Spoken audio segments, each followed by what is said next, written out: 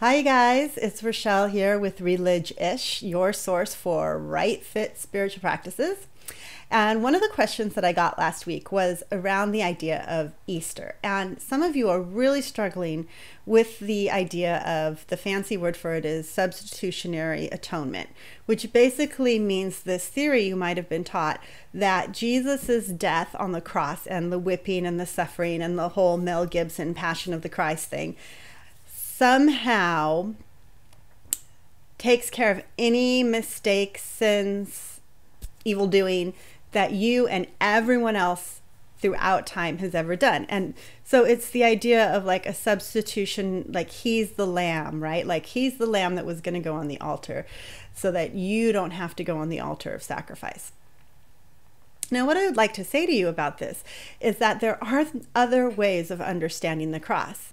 Nonviolent atonement theory is really a very solid theology. If you'd like to read up on it, I'll put some links below. But in the simpler version of like what to do with this story, I would just ask you to get curious about the times that this story was told in. At the time of the death of Christ, what was the primary way to ask for forgiveness, get a do-over, cleanse your plate and start fresh? Well, if you were Jewish, which Jesus was, the primary way of doing that at this time was to offer a living sacrifice, a dove, a goat, cattle, and to slay that on the altar and offer a burnt offering. So it totally makes sense that at the time, the way the culture understood and interpreted the death of this man Jesus, who had begun to have a following, the way to understand that was as a substitutionary atonement. We have this story in the Old Testament of the sheep, or the ram rather, appearing in the thickets so that the son would not have to be sacrificed on the altar. And of course, the Judaic parallel for that during the times they would know that story, they would remember that story, and then they would see this man who they had begun to start thinking about as the Son of God, sacrificed on the cross, and they would naturally be inclined to connect the mythology and to create this language of substitutionary atonement around the death of Jesus on the cross. Now, that was, before the scientific era. It was before the Enlightenment. It was before modernity. It was before postmodernity. And the way that we think about these things and that we interpret these stories is different today than it was in the time of Christ. So when we look at the story of Jesus' death and later his resurrection, is the most important part of it that he suffered and died? Is the most important part of it that the tale is that he rose again? And does that somehow convey a message of new life and new hope? How can you engage with this story in some way that suits your time and your culture? I'm really curious to know how you do that.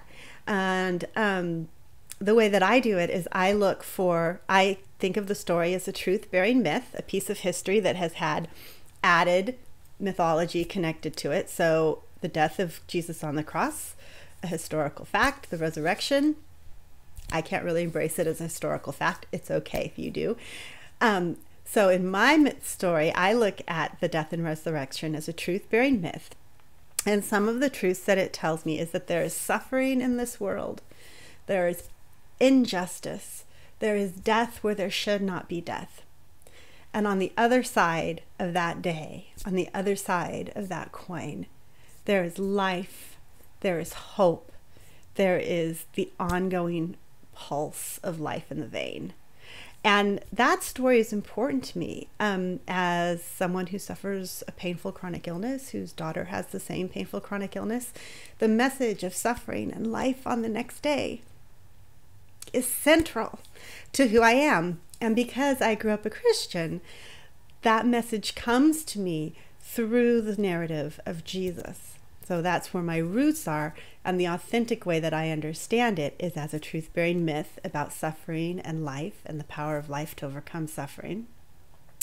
And the way I keep it creative and flexible for me is I give myself permission every year to look at that story anew, to look at it anew and say, how do I understand this today? What is it speaking to me today? Which parts of it can I hold on to with authenticity and grace? So I'm curious. How do you engage the story of the death and resurrection of Jesus in this day, in this age, as the person you are today? I'd love to hear about it in the comments. I'd love for you to ask me more questions. And I'd love for you to get curious, to trust your gut, and to whatever you do, live from a place of love. Amen. Amen.